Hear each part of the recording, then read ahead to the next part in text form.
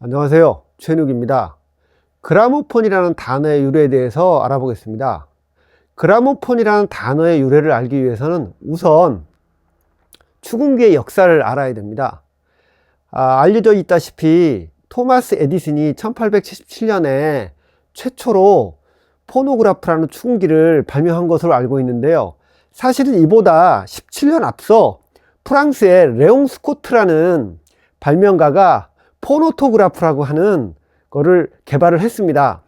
포노토그래프는 소리를 최초로 기록을 했다는 면에서는, 시각적으로 했다는 면에서는 최초이지만, 이 포노토그래프의 가장 큰 단점은 소리를 시각적으로 그래프로 기록은 했지만 재생이 불가능합니다.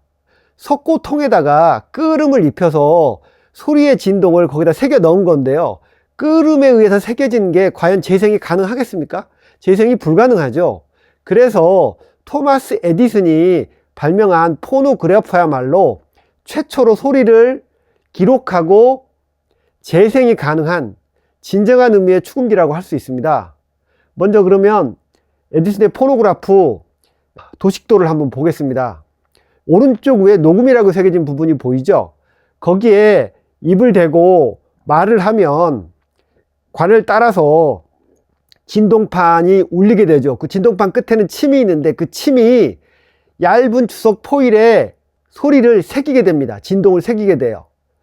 왼쪽 옆으로 보면 재생이라고 써 있는 부분이 있죠. 거기도 똑같이 동일한 원리로 원통이, 소리꼴이 새겨진 원통이 회전하면서 원통에 접착된 뾰족한 침을 움직이면 그 움직임에 의해서 거기에 있는 막이 움직여서 소리가 나게 되는 구조입니다. 포노그래프의 특징은 주석 포일, 아주 얇은 주석 포일이죠. 주석 포일에 음성을 수직 방식으로, 방금 보셨던 그 방식 그대로 음파에 움직여서 멤브레인이 앞뒤로 움직이는 이 수직의 움직임을 그대로 수직으로 틴 포일에 새겨 넣은 겁니다.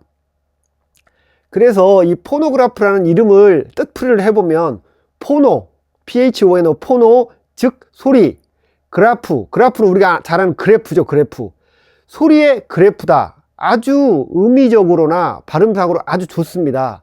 이게 바로 에디슨이 개발한 포노그래프의 탄생입니다. 사진 보셨죠? 그래프폰이라뇨. 저는 처음에 이걸 보고 깜짝 놀랐어요. 짝퉁인가? 아니면 리플리카야?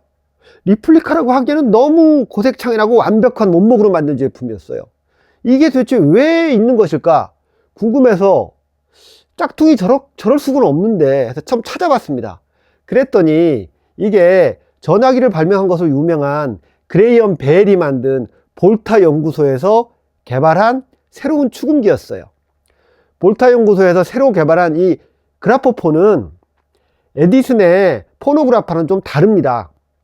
에디슨의 포노그래프는 앞서 설명했듯이 아주 얇은 주석 포일에 소리를 새겨 넣는 방식인데, 이게 조금만 잘못하면 주석 포일이 구멍이 나거나 찌그러져요.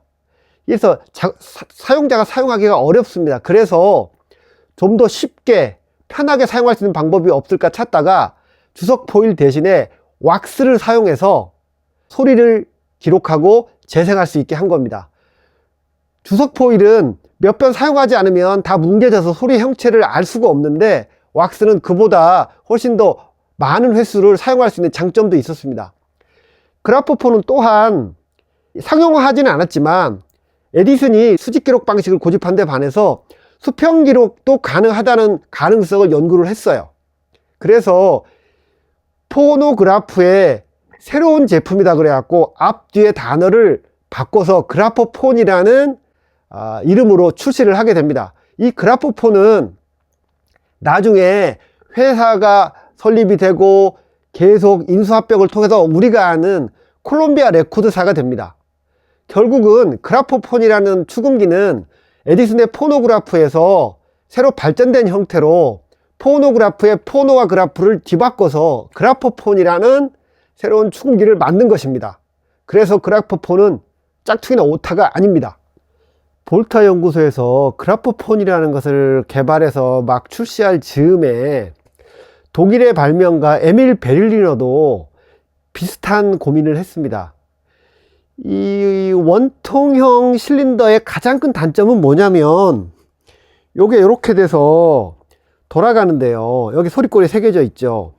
이거는 지금 쭉 이렇게 뽑았으니까 쉽게 생산이 되는데 소리꼴이 새겨져 있기 때문에 이렇게 밀어서 생산을 할 수가 없어요. 소리꼴이 새겨져 있기 때문에 결국은 절반 잘라서 위와 아래를 딱 찍어서 생산을 하게 되는데, 그러면 무슨 문제가 생기냐, 이 찍는 부분, 이 부분에 결합선이 생기죠. 결합선 부분이 결국은 소리를 재생할 때 틱틱 하는 잡음을 내요. 이 부분을 어떻게 해결할까 고민하던 에밀 베를리너는 원통형이 아니라 이렇게 판 형태로 만들면 쉽지 않겠냐는 생각을 한 거예요. 판 형태를 만들면 윗판과 아랫판이 만나는 결합선이 가장자리가 되기 때문에 전혀 잡음이 날 이유가 없죠. 또한 부피도 덜 차지하고 원통형에 비해서 당연히 재료도 적게 들죠. 이런 아이디어를 내서 에밀 베를리너는 이 실린더형이 아닌 판 형태의, 원반 형태의 축음기를 개발합니다. 그게 바로 그라모폰입니다. 이 그라모폰은 이러한 음반의 형태를 바꾼 것도 있고, 에디슨부터 이어오던 수직 기록 방식에서 탈피해서 수평 기록 방식으로 바꿉니다.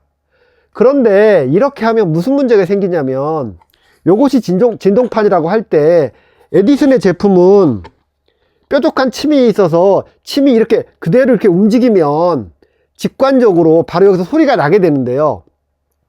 수평 기록을 하게 되면 이렇게 할 수가 없고 이렇게 하게 됩니다. 그림에서 보다시피. 그래서 얘가 수평으로 움직이면 여기 기준점을 중심으로 해서 지렛대로 이렇게 움직여서 얘를 움직이게 되는.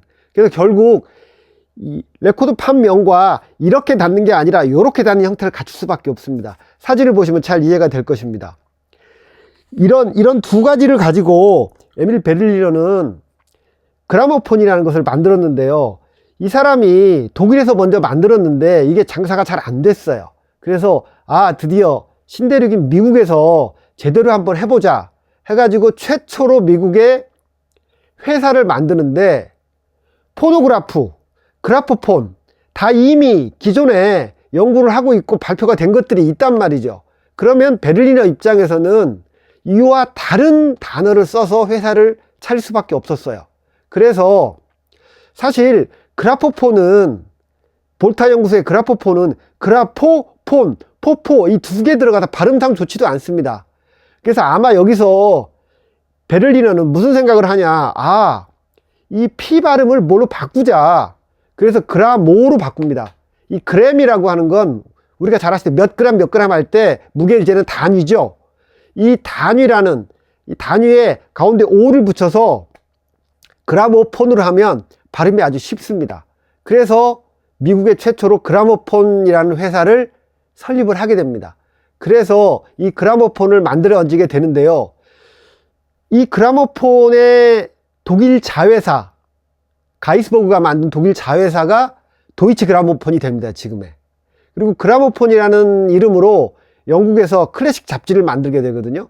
그래서 그라모폰이 마치 레이블 브랜드이거나 아니면 잡지 이름으로 알고 있어서 음반에 관계된 것으로 알고 있는데, 원래 그라모폰이라는 단어는 에밀 베를리너가 만든 원반형 수평 기록 장치의 축음기였어요. 그러던 것이 제조사는 사라지고 음반에 가서 이 이름이 남아서 그라모폰이라는 이름이 남게 된 것입니다.